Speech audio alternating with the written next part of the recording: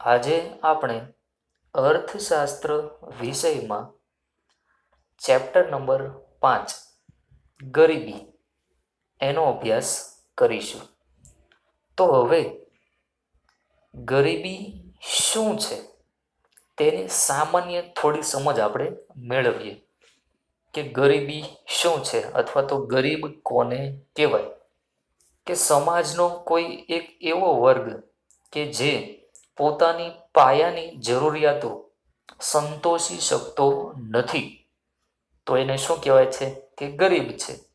કે મોટા ભાગના વિકાસમાન દેશો અથવા તો વિકાસશીલ દેશો કે જ્યાં માથાદીઠ આવકનું નીચું પ્રમાણ હોય, એટલે કે માથાદીઠ આવક કેવી હોય, નીચી અથવા તો ઓછી, અને સાથે સાથે એની વહેંચણી પણ કેવી હોય, અસમાન રીતે, કે જેને કારણે દેશમાં ગરીબીનું પ્રમાણ કેવું થાય છે, વધે છે. કે જે લોકો પોતાની પાયાની સગવડો જેવી કે ખોરાક, કપડાં, સારું જીવન ધોરણ, રહેઠાણ મેળવી શકતા ન હોય, તો એને શું કહેવાય છે કે ગરીબ, અથવા તો તે વ્યક્તિ કેવો છે, ગરીબ. તો હવે જોઈએ આપણે કે ગરીબીનો અર્થ. કે જ્યારે સમાજનો એક મોટો વર્ગ પોતાની પાયાની લઘુત્તમ જીવન જરૂરિયાતોને સંતોષી શકતો નથી, તે પરિસ્થિતિને ગરીબી કહેવાય. ગરીબી એટલે કે પોવર્ટી. કે જ્યારે સમાજનો કોઈ એક મોટો વર્ગ પોતાની લઘુત્તમ જીવનની જરૂરિયાત છે, એટલે કે જીવન જીવવા માટે જે વસ્તુઓની જરૂરિયાત છે પાયાની, તો એ સંતોષી શકતો ન હોય, તો એવી પરિસ્થિતિ હોય એને શું કહેવાય છે કે ગરીબી છે. કે આપણા દેશમાં પણ ગરીબી જોવા મળે છે. એટલે કે ગરીબીનું પ્રમાણ પણ કેવું છે, વધારે, અન્ય વિકસિત દેશોની તુલનામાં. એટલે કે ગરીબી કે જે પાયાની સગવડો મેળવી શકતા નથી પોતાના જીવનને ચલાવવા માટે, તો એને શું કહેવાય છે, ગરીબીની પરિસ્થિતિ છે એવું કહેવાય. પછી જોઈએ કે જો સમાજનો આ મોટો વર્ગ ન્યૂનતમ જીવન ધોરણથી પણ નીચું જીવન ધોરણ ધરાવતો હોય, ત્યારે સમાજમાં વ્યાપક ગરીબી છે તેમ કહી શકાય. એટલે કે આ સમાજનો મોટો વર્ગ કે જે પોતાની ન્યૂનતમ જીવન ધોરણથી, એટલે કે જીવન જીવવા માટે જે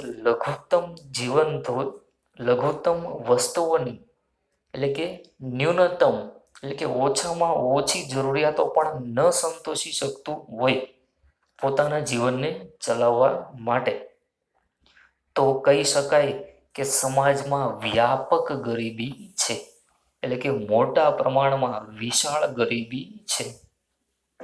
કારણ કે ન્યૂનતમ લેવલ સુધીની વસ્તુ પણ એ ખરીદી શકતો ન હોય, કે પોતાનું જીવન સારી રીતે નહીં પણ તો સામાન્ય રીતે ચલાવવા માટેની વસ્તુ પણ એ ખરીદી ન શકે, તો કહેવાય કે દેશમાં વ્યાપક ગરીબી છે.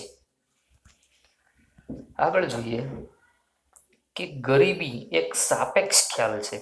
ગરીબી શું છે, સાપેક્ષ, એટલે કે આધારિત ખ્યાલ છે. સાપેક્ષ એટલે શું થાય, આધારિત. એટલે કે એક વ્યક્તિની આવકની તુલના બીજી વ્યક્તિ સાથે કરવામાં આવે છે.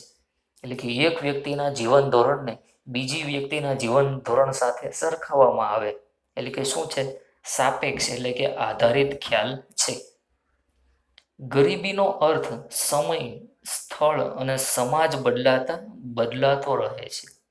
એટલે કે ગરીબીની વ્યાખ્યા, કે સમય બદલાય કે કોઈ વર્ષ બદલાય તો એ પ્રમાણે પણ એની વ્યાખ્યામાં ફેરફાર આવે. સ્થળ બદલાય, સ્થળ એટલે કે શું, કે જુદા જુદા દેશોમાં ગરીબીનો ખ્યાલ કેવો હોય છે, જુદો જુદો. સાથે સમાજ બદલાય, એટલે કે સમાજની માનસિકતા બદલાય. રૂઢિચુસ્ત સમાજ હોય તો ત્યાં ગરીબીનું પ્રમાણ સ્વાભાવિક રીતે વધારે હોવાનું, એટલે કે સમાજ બદલાય તો પણ ગરીબીના અર્થમાં શું આવે છે, પરિવર્તન. તેથી વિકસિત અને વિકાસશીલ દેશોમાં ગરીબીને નક્કી કરતા ધોરણોમાં તફાવત જોવા મળે છે. એટલે કે વિકસિત દેશ હોય અને વિકાસશીલ દેશ હોય, વિકસિત એટલે કે જેનો વિકાસ થઈ ચૂક્યો છે, અને વિકાસશીલ એટલે શું? કે જે વિકાસ કરતા દેશો છે, વિકાસમાન દેશો. કે તો ત્યાં બંને દેશોમાં ગરીબીની વ્યાખ્યા કેવી જોવા મળે છે? જુદી જુદી. બરોબર. તો આ સંદર્ભમાં ગરીબીના અર્થઘટનોને બે ભાગમાં આપણે વહેંચી શકીએ, કે ગરીબીની વ્યાખ્યા આપણે બે રીતે આપી શકીએ. તો પ્રથમ છે કે ગરીબીનો પરંપરાગત અર્થ, એટલે કે જૂના સમયથી પરંપરાથી ચાલતો આવતો એનો અર્થ. અને બીજું છે, અથવા તો એને શું કહી શકાય? આવક ગરીબી. અને બીજું શું છે કે ગરીબીનો આધુનિક ખ્યાલ, એટલે કે હાલના સમયનો.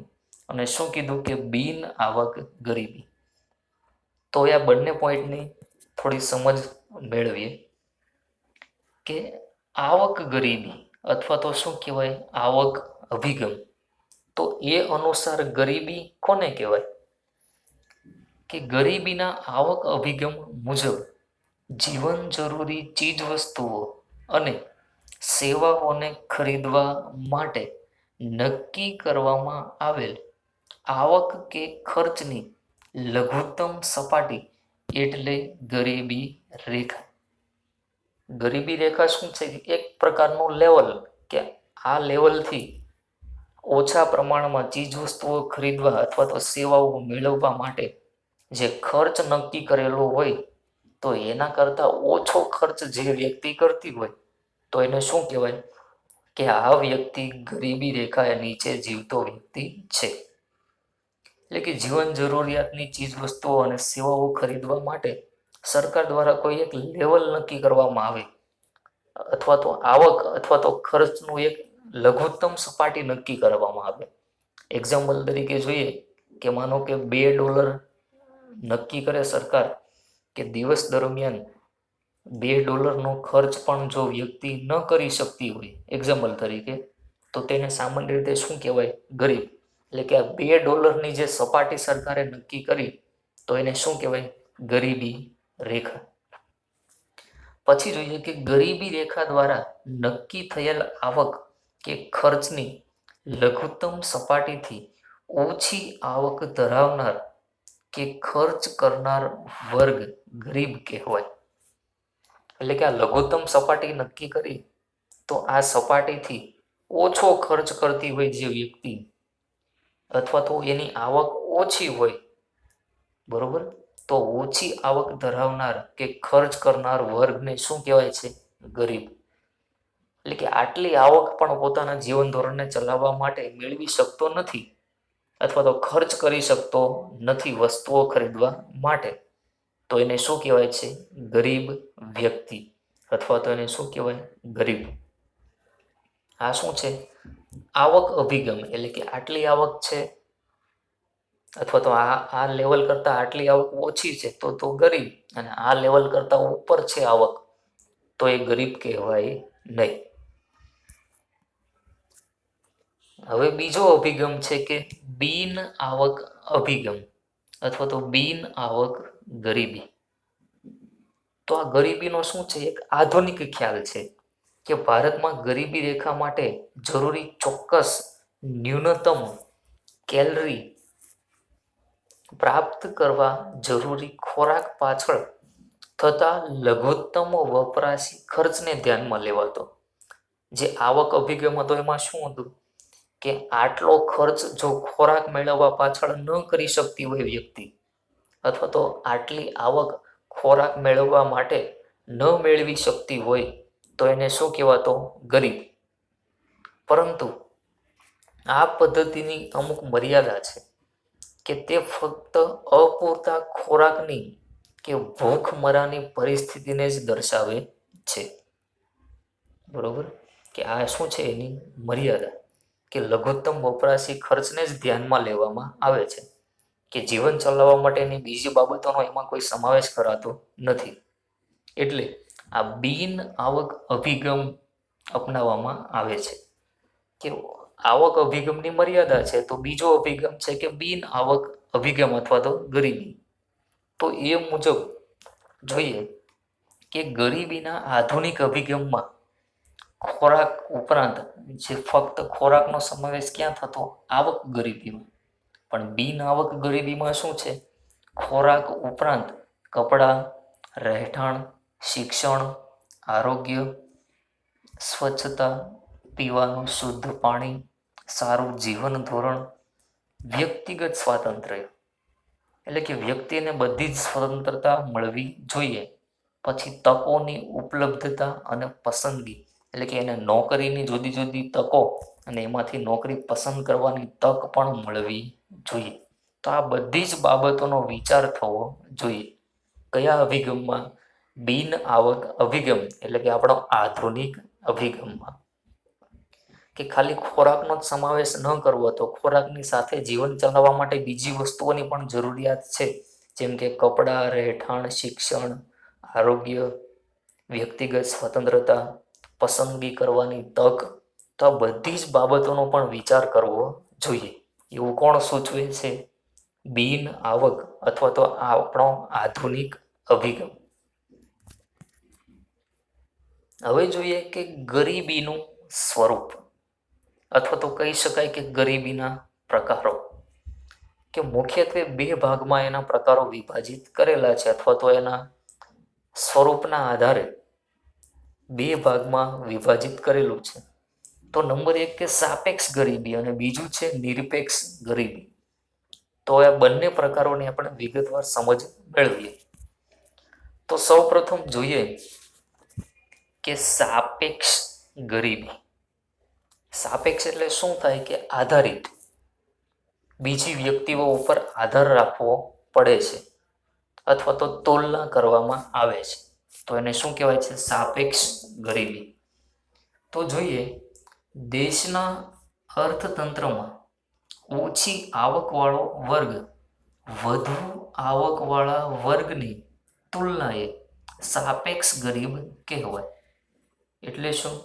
સમજીએ કે દેશના અર્થતંત્રમાં, એટલે કે એક દેશમાં કોઈ ઓછી આવકવાળો વર્ગ છે, કે જેની આવક ઓછી હોય, અને વધુ આવકવાળા વર્ગની તુલનાએ, એટલે કે ઓછી આવકવાળો વર્ગ છે એની તુલના વધુ આવકવાળા વ્યક્તિ અથવા તો વર્ગ સાથે કરવામાં આવે, તો બંનેમાંથી કે જેની આવક ઓછી છે તે કેવો ગરીબ ગણાય? સાપેક્ષ ગરીબ.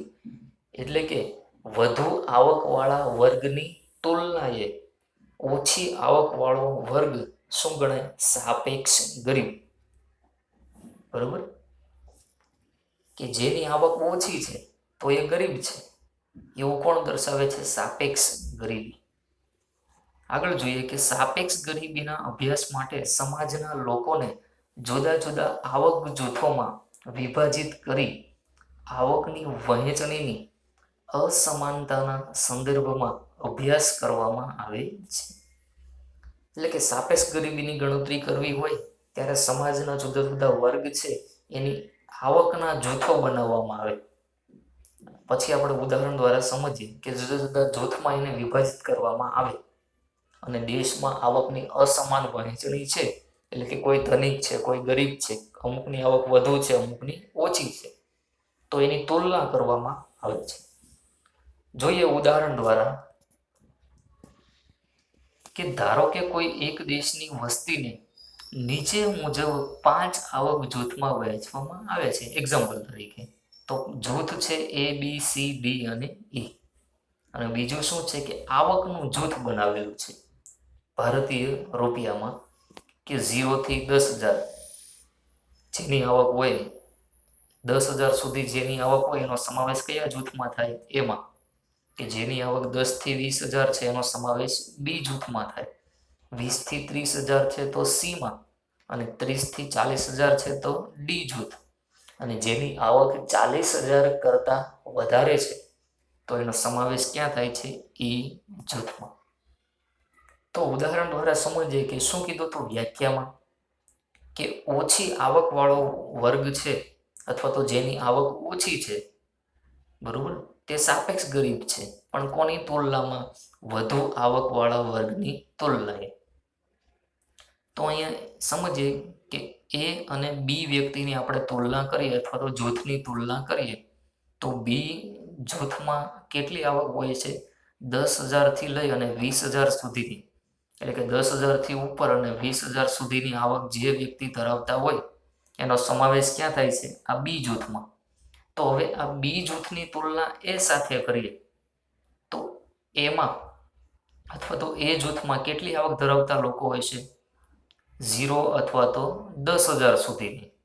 તો કહી શકાય કે એ વ્યક્તિની તુલના બી વ્યક્તિ સાથે કરો તો આ એ વ્યક્તિ છે એને કેવો ગરીબ ગણવામાં આવે છે?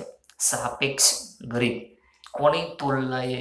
બી વ્યક્તિની તુલનાએ. તો આ જ રીતે જોઈએ કે ડી નામનો કોઈ જૂથ છે અથવા તો ડી નામનો કોઈ વ્યક્તિ છે, એની તુલના બી વ્યક્તિ સાથે કરીએ તો ડી જૂથની આવક કેવી છે? 30,000થી 40,000, એટલે કે વધારે. અને બી જૂથની આવક કેવી છે? 10,000થી 20,000. તો ડીની તુલના બી સાથે કરીએ તો ડીની આવક કેવી છે? વધારે. તો ડીની તુલનાએ આ બી નામનું જૂથ છે અથવા તો વ્યક્તિ છે તો એ કેવો ગરીબ ગણાશે? સાપેક્ષ ગરીબ. બરોબર. અને પછી બીજી ઈ સાથે તુલના કરીએ તો ઈની તુલના એ, બી, સી અને ડી સાથે કરીએ તો ઈની તુલનામાં આ એ, બી, સી અને ડી બધા જ કેવા ગણાશે? સાપેક્ષ ગરીબ. બરોબર. તો આ શું છે? સાપેક્ષ ગરીબીની માપન અથવા તો જુદા જુદા આવક જૂથમાં વહેંચણી કરી અને એની ગણતરી કરવામાં આવે છે. આગળ જોઈએ કે સાપેક્ષ ગરીબી કે આવકની અસમાનતા માપવા માટેની પદ્ધતિઓ. એટલે કે આ પદ્ધતિઓ છે જુદી જુદી, એની ડિટેલમાં આપણે માહિતી મેળવવાની નથી અથવા તો અભ્યાસક્રમમાં એની ડિટેલમાં અભ્યાસ કરવાનો આવતો પણ આપણે નથી, કે સામાન્ય સમજ મેળવવાની છે કે કઈ કઈ પદ્ધતિઓનો ઉપયોગ થાય છે ગરીબીનું માપન કરવા માટે અને દેશમાં આવકની અસમાનતા માપવા માટે. બરોબર. 1 માર્ક્સમાં શોર્ટ ક્વેશ્ચન પૂછાય કે સાપેક્ષ ગરીબી કે આવકની અસમાનતા માપવા માટેની પદ્ધતિઓ કઈ કઈ? તો પ્રથમ જોઈએ કે આવક જૂથોની રચના. કે અગાઉનું ઉદાહરણ જોયેલું કે એમાં આવકનું જૂથ બનાવેલું 10,000થી 20,000, 20,000થી 30,000. બરોબર. તો આવી પદ્ધતિઓનો પણ ઉપયોગ થાય છે. પછી લોરેન્જ વક્ર અને ગીની ગુણોત્તર. તો આ બંનેની ગણતરી કરવી હોય તો એના માટે આકૃતિ બનાવવી પડે. આકૃતિની મદદથી લોરેન્જ વક્ર તૈયાર કરવામાં આવે છે, એટલે કે એક પ્રકારની રેખા તૈયાર કરવામાં આવે અને સૂત્રની મદદથી આ બંનેની ગણતરી કરવામાં આવે છે. તો આની ડિટેલમાં આપણે માહિતી મેળવવાની નથી. શોર્ટ ક્વેશ્ચન છે, યાદ રાખજો કે સાપેક્ષ ગરીબી કે આવકની અસમાનતા માપવા માટેની પદ્ધતિઓ કઈ કઈ? તો નંબર 1 આવક જૂથોની રચના, લોરેન્જ વક્ર અને ગીની ગુણોત્તર. તો આ શું હતું? સાપેક્ષ ગરીબી. હવે જોઈએ નંબર 2 નિરપેક્ષ ગરીબી. સાપેક્ષનો મિનિંગ શું થતો? આધારિત. તો નિરપેક્ષ એટલે શું છે? આધાર રાખવો નહીં. જોઈએ અંદર કે જીવનની લઘુત્તમ જરૂરિયાતો સંતોષવા માટે જરૂરી ચીજ વસ્તુઓ અને સેવાઓ ખરીદવા માટે નક્કી કરવામાં આવે આવક કે ખર્ચની લઘુત્તમ સપાટી એટલે ગરીબી રેખા. અગાઉ પણ ગરીબી રેખાની આપણે વ્યાખ્યા જોઈ તો જીવનની લઘુત્તમ જરૂરિયાતો સંતોષવા માટે જરૂરી ચીજ વસ્તુઓ અને સેવાઓ ખરીદવા માટે નક્કી કરવામાં આવેલ આવક કે ખર્ચની લઘુત્તમ સપાટી, એટલે કે પોતાનું જીવન ધોરણ ચલાવવા માટે અથવા તો જીવનની જરૂરિયાતો પૂર્ણ કરવા માટે ચીજ વસ્તુઓ અને સેવાઓ ખરીદવા અથવા તો મેળવવા માટે એક લેવલ નક્કી કરવામાં આવેલું હોય કે આટલી આવક મેળવવી જોઈએ આટલી વસ્તુ ખરીદવા પાછળ. બરોબર. અથવા તો આટલો ખર્ચ કરવાની કેપેસિટી હોવી જોઈએ વસ્તુઓ કે સેવા ખરીદવા માટે. તો આ લેવલ લઘુત્તમ લેવલ છે, એના કરતાં ઓછો ખર્ચ જે વ્યક્તિ કરી શકતી હોય તો એને શું કહેવાય? ગરીબ. અને આ લેવલ છે, સપાટી છે, એને શું કહેવાય છે? ગરીબી રેખા. આ ગરીબી રેખાથી ઓછી આવક કે ખર્ચ ધરાવતો વર્ગ નિરપેક્ષ ગરીબ કહેવાય. એટલે કે અહીંયા વ્યક્તિએ અન્ય કોઈ વ્યક્તિ પર આધાર રાખવાની જરૂરિયાત નથી, કે સરકારે એક લેવલ નક્કી કરી દીધું. માનો કે એક્ઝામ્પલ તરીકે કે $2 કે જેની આવક $2 જેટલી હોય, અથવા તો પોતાનું જીવન ધોરણ ચલાવવા માટે દૈનિક $2નો ખર્ચ જો કરી શકતી હોય વ્યક્તિ, તો એ ગરીબ નથી. પરંતુ $2 કરતાં ઓછી આવક હોય, અથવા તો $2 કરતાં ઓછો ખર્ચ કરતી હોય વ્યક્તિ, તો એને શું કહેવાય છે? નિરપેક્ષ ગરીબ. બરોબર? કે કોઈ ઉપર આધાર રાખવાનો નથી. સરકારે લેવલ નક્કી કરી દીધું કે આટલી આવક હોય તો ભાઈ તમે ગરીબી રેખાથી ઉપર, અને આટલી આવક છે તો ગરીબી રેખાથી નીચે. તમે જો નીચે હોય તો એને શું કહેવાય છે? ગરીબ. પણ કેવા ગરીબ? નિરપેક્ષ ગરીબ. પછી કીધું કે નિરપેક્ષ ગરીબીને સંપૂર્ણ ગરીબી પણ કહેવામાં આવે છે. સંપૂર્ણ ગરીબી, બરોબર, કે એમાં દરેક બાબતોનો સમાવેશ કરવામાં આવે છે. એટલે કે કોઈ ઉપર આધાર રાખવાનો નથી, એટલે પોતે સ્વતંત્ર છે અને સંપૂર્ણ છે. હવે જોઈએ કે ગરીબી રેખા. અગાઉ પણ એની વ્યાખ્યા જોઈ, અને અહીંયા ફરી પણ એક વ્યાખ્યા આપેલી છે આપણે, કે ગરીબી રેખા. તો ગરીબીની રેખા શું છે? ગરીબીના નિરપેક્ષ સ્તરનો અંદાજ મેળવવા અનાજ, દાળ, દૂધ, માખણ વગેરેનું લઘુત્તમ ભૌતિક પ્રમાણ કે જે જીવન નિર્વાહ માટે જરૂરી છે, તે પ્રાપ્ત કરવા માટે લઘુત્તમ માથાદીઠ વપરાશી ખર્ચ ગરીબી રેખા છે. એટલે કે ગરીબીના નિરપેક્ષ સ્તરનો આપણે અંદાજ મેળવવા માટે અનાજ છે, દાળ છે, દૂધ, માખણ વગેરેનું લઘુત્તમ ભૌતિક પ્રમાણ નક્કી કરાય.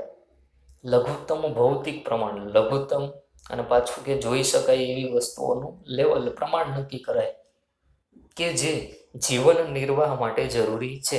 એટલે કે એક વ્યક્તિએ જીવન ધોરણ જીવવા માટે આટલું અનાજ મેળવવું પડશે, આટલી દાળ મેળવવી જોઈએ, આટલું દૂધ મેળવવું પડશે.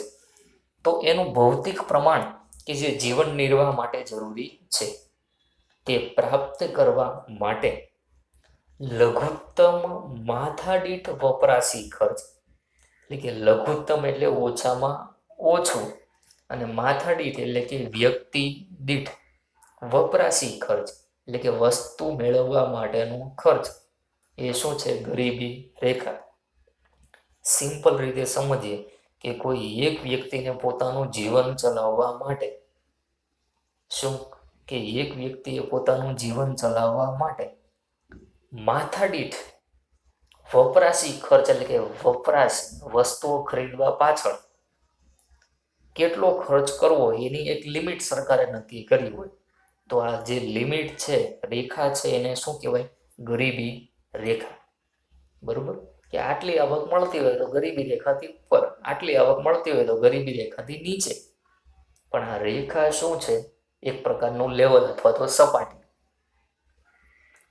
હવે જોઈએ કે ગરીબી રેખા નક્કી કરવા આયોજનની શરૂઆતમાં Indian council of medical research દ્વારા એક આંકડાકીય માહિતી આપને આપેલી છે, કે Indian council of medical research, કે આપણા દેશમાં કે અમુક લોકો ગામડામાં રહે છે, અમુક શહેરી વિસ્તારમાં, તો એક લેવલ નક્કી કરી દીધું ગરીબી રેખાનો, કે વ્યક્તિ દીઠ દૈનિક કેલરી, એટલે કે એક વ્યક્તિ દીઠ એટલે કે વ્યક્તિ, અને દૈનિક એટલે દિવસ દરમિયાન, અને કેલરી એટલે જે જીવન જીવવા માટે જે ખોરાકનો ઉપયોગ કરે છે, એમાંથી આટલી કેલરી મળવી જોઈએ. એટલે કે ગામડામાં નક્કી કર્યું, ગ્રામીણ ક્ષેત્રમાં કે વ્યક્તિએ દિવસ દરમિયાન 2400 કેલરી મળવી જોઈએ. કેટલી? ગ્રામીણ વિસ્તારમાં શ્રમિકો હોય કાર્યનું પ્રમાણ કેવું હોય? વધારે મહેનતુ વ્યક્તિઓ હોય, એટલે કે ગામડામાં 2400 કેલરી નક્કી કરી કે જે વ્યક્તિને 2400 કેલરી મળતી હોય દિવસ દરમિયાન એક વ્યક્તિને, તો એ ગરીબ નથી. પરંતુ જો 2400 કેલરી ન મળતી હોય તો એ શું છે? ગરીબ. પણ કયા વિસ્તારમાં? ગ્રામ્ય વિસ્તારમાં. શહેરી વિસ્તારમાં નક્કી કર્યું કે 2100 કેલરી. પ્રમાણ શું છે? 2100 કેલરી. કે શહેરી વિસ્તારમાં વધારે પડતું મહેનતુ કાર્ય, એટલે કે શ્રમનો મોટા પાયે ઉપયોગ કરવો પડતો ન હોય, એટલા માટે નક્કી કર્યું કે 2100 કેલરી. કે સિટી વિસ્તારમાં જે વ્યક્તિને 2100 કેલરી દિવસ દરમિયાન મળતી હોય ખોરાકમાંથી, તો એ વ્યક્તિ ગરીબ નથી. ગ્રામ્યમાં 2400 કેલરી અને શહેરી વિસ્તારમાં 2100 કેલરી. આ ઉપરની પદ્ધતિનો આયોજન પંચ દ્વારા 1969માં મંજૂર કર્યો. આ પદ્ધતિનો શું કર્યો? મંજૂર કરી, એટલે કે અપનાવવામાં આવી અથવા તો મંજૂર કરી. 1960-61ની કિંમતોને આધાર વર્ષ તરીકે લઈ માથાદીઠ ₹20 નક્કી કરવામાં આવે. એટલે કે 1969માં ઉપરની જે પદ્ધતિ છે 2100 કેલરી અને 2400 કેલરી, તો એ પદ્ધતિનો આયોજન પંચે શું કર્યો? સ્વીકાર અથવા તો મંજૂર કર્યું. અને 1960-61ના જે ભાવો છે, કિંમત છે, એને આધાર વર્ષ તરીકે લઈ અને 1969માં શું કીધું? કે માથાદીઠ માસિક ₹20 વપરાશી ખર્ચ નક્કી કરવામાં આવ્યો. એટલે કે 2100 કેલરી મેળવવા માટે અને 2400 કેલરી મેળવવા માટે વ્યક્તિએ ₹20નો ખર્ચ કરવો પડે, અથવા તો માસિક માથાદીઠ ₹20નો ખર્ચ નક્કી કર્યો. એટલે શું? કે જે વ્યક્તિ આખા મહિના દરમિયાન જરૂરી વસ્તુ ખરીદવા પાછળ અથવા તો કેલરી મેળવવા માટે ₹20નો ખર્ચ કરી શકતી હોય, તો એ ગરીબ નથી. બરોબર? કે માથાદીઠ માસિક કેટલો નક્કી કરેલો છે? ₹20નો ખર્ચ. પછી દાંડેકર અને રથ, એટલે કે ડોક્ટર દાંડેકર અને ડોક્ટર રથે ગ્રામ્ય ક્ષેત્રો માટે ₹15 અને શહેરી ક્ષેત્રો માટે ₹22.5 વપરાશી ખર્ચ નક્કી કરેલો છે. કે દાંડેકર અને રથ નામના જે બે વ્યક્તિઓ છે, તો એણે ગ્રામીણ ક્ષેત્રોમાં કેટલો ખર્ચ નક્કી કરેલો છે? માથાદીઠ માસિક ખર્ચ ₹15. એક વ્યક્તિએ મહિના દરમિયાન ₹15નો ખર્ચ જો કરી શકતી હોય, તો એ ગરીબ નથી ગ્રામીણ વિસ્તારમાં. જ્યારે શહેરી ક્ષેત્ર માટે કેટલો નક્કી કરવામાં આવેલો છે? ₹22.5, એટલે કે ₹22.5નો ખર્ચ વ્યક્તિ એક મહિના દરમિયાન કરી શકતી હોય, તો એ ગરીબ નથી. આ લેવલ નક્કી કરેલું છે, ગરીબી રેખા નક્કી કરેલી છે. બરોબર? આને શું કહેવાય? ગરીબી રેખા. કે ₹15 અને 22.5નું લેવલ. આગળ કીધું છે, ત્યાર પછી પ્રોફેસર ડીટી લાકડાવાળાની અધ્યક્ષતાવાળી એક સમિતિ અથવા તો જૂથે 1993ના વર્ષ માટે 1993 માટે પણ આધાર વર્ષ કયું લીધું છે? 1973-74. એટલે કે 73 અને 74ના જે ભાવો છે એને આધારે 1993 માટે એને કંઈક નવા આંકડા આપ્યા કે ગ્રામીણ ક્ષેત્રો માટે ₹49 અને શહેરી ક્ષેત્રો માટે ₹57. એટલે કે જરૂરી કેલરી મેળવવા માટે, જરૂરી ખોરાક મેળવવા માટે, કે ગ્રામીણ વિસ્તારમાં 1993માં જો ₹49 મળતા હોય અથવા તો ખર્ચ કરતા હોય, તો એ વ્યક્તિ ગરીબ નથી. એટલે કે માથાદીઠ માસિક ₹49. કે દર મહિને એક વ્યક્તિ ₹49નો, એટલે કે પુખ્ત વયની વ્યક્તિ ખર્ચ કરી શકતી હોય, તો એ ગરીબ નથી. બરોબર? અને શહેરી વિસ્તારમાં કીધું કે ₹57. ગ્રામીણમાં ઓછું અને શહેરી વિસ્તારમાં વધુ. કારણ કે ગ્રામ્ય વિસ્તાર કરતાં શહેરી વિસ્તારમાં મોંઘવારીનું પ્રમાણ કેવું હોય છે? વધારે. એટલે કે આ આંકમાં કેવો છે ફેરફાર? અલગ અલગ.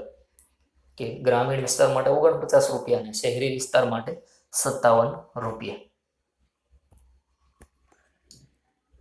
હવે કીધું કે ગરીબી રેખાની મર્યાદા, કે આ ગરીબીની રેખા આપણે નક્કી કરી, એટલે કે સરકારે તો એની કંઈક મર્યાદા છે.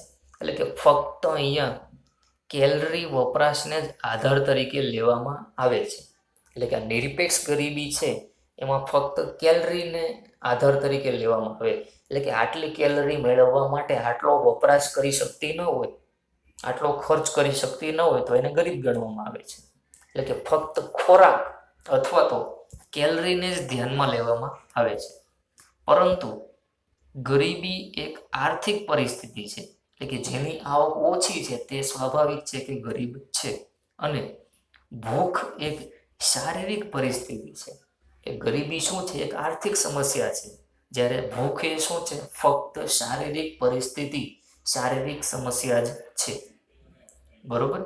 એટલે કે આ પણ એની શું છે? મર્યાદા. એટલે કે આથી ગરીબી રેખા ભૂખમરાની રેખા બનીને રહી જાય છે. એટલે કે ફક્ત અહીંયા ભૂખમરાની પરિસ્થિતિને જ દર્શાવવામાં આવે છે. જીવન જીવવા માટેની અન્ય બાબતોનો સમાવેશ કરવામાં આવતો નથી. બરોબર? કે ગરીબીના ખ્યાલને આપણે હજી વધારે ગતિશીલ બનાવવો છે. બરોબર? કે ગતિશીલ બનાવવા જીવનની ગુણવત્તાનું લઘુત્તમ સ્તર નક્કી કરવું પડે છે. તે માટે જીવન જરૂરી સગવડો જેવી કે પૌષ્ટિક ખોરાક, સ્વાસ્થ્ય, વીજળી, રસોઈનું ઈંધણ, કપડાં, શિક્ષણ પાછળનું ખર્ચ, રહેઠાણ, આ વગેરે બાબતોનો પણ આપણે સમાવેશ કરવો જોઈએ. કારણ કે ગરીબી રેખાની અમુક મર્યાદા હતી કે તેમાં ખાલી કેલરીને જ ધ્યાનમાં લેવાય, ખોરાકને જ ધ્યાનમાં લેવાતું. પણ ખોરાકની સાથે જીવન જીવવા માટે બીજી કેટલીક બાબતો મહત્વની છે, જેમ કે શિક્ષણ, સારું સ્વાસ્થ્ય, રહેઠાણ, રસોઈનું ઈંધણ, વીજળીની સુવિધા. બરોબર? પછી ગરીબી માપનની પદ્ધતિની પુનઃરચના કરી અથવા તો પુનઃરચના કરવા માટે પ્રોફેસર સુરેશ તેંડુલકરની સમિતિએ પોતાનો એક અહેવાલ 2009માં સરકારને સોંપ્યો. એટલે કે પ્રોફેસર તેંડુલકરની જે સમિતિ છે અધ્યક્ષતાવાળી, તો એણે 2009માં અહેવાલ પોતાનો તૈયાર કરી અને સરકારને સોંપ્યો. અને એમાં કંઈક નવા આંકડાઓ ઉમેરવાની વાત થઈ અથવા તો નવી બાબતોનો સમાવેશ કરવામાં આવ્યો. જોઈએ કે જેમાં કેલરીના વપરાશ માટે જરૂરી ખર્ચ ઉપરાંત, એટલે કે ખાલી ખર્ચનો જ આપણે સમાવેશ કરતા કેલરી મેળવવા માટે, ખર્ચ એટલે કે ખોરાક મેળવવા માટે, એટલે કે આ ખર્ચ ઉપરાંત શિક્ષણ અને સ્વાસ્થ્ય માટેના ખર્ચનો પણ સમાવેશ કરવામાં આવ્યો છે. એટલે કે તેંડુલકરની જે સમિતિ છે, સુરેશ તેંડુલકરની, તો એણે સરકારને 2009માં રિપોર્ટ સોંપ્યું અને એમાં ભલામણ કરી કે આ જીવન જીવવા માટેનો જે વપરાશી ખર્ચ છે કેલરી મેળવવા માટેનો, તો એની સાથે સાથે તમે શિક્ષણ પાછળનો ખર્ચ પણ ઉમેરો, સ્વાસ્થ્ય માટેનો પણ ખર્ચ તમે ઉમેરો.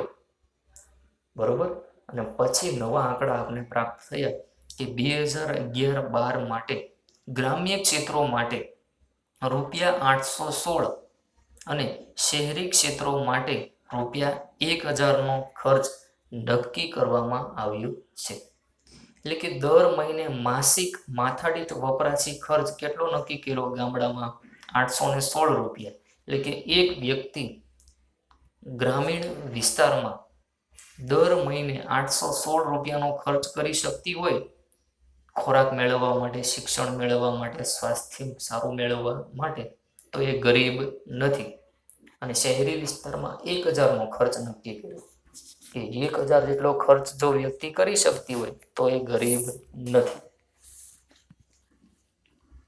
પછી કીધું કે આંતરરાષ્ટ્રીય સ્તરે ગરીબી રેખાનું નિર્ધારણ, એટલે કે ઇન્ટરનેશનલ લેવલ ઉપર ગરીબીનું માપન કઈ રીતે કરવામાં આવે છે અથવા તો નક્કી કઈ રીતે કરવામાં આવે.